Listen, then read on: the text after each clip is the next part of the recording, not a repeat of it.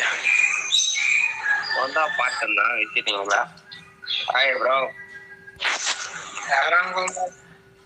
யாருன்னு தெரியல ப்ரோ. என்ன ஆச்சு மாட்டேங்குன்னு ஒண்ணு பாரு ப்ரோ. ஓகே பா, ஒண்ணு எனக்கு 700 தான் பாயிண்ட்.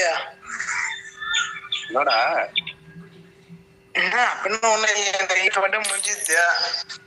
என்னைக்கு நான் முடிச்சிட போறேன். எனக்கு வெறுப்பாக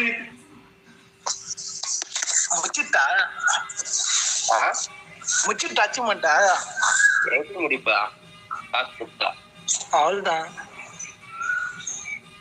எமௌண்ட் பெட்டு வாங்கிட போறேன். அது ஒரு 200 பாயிண்ட்.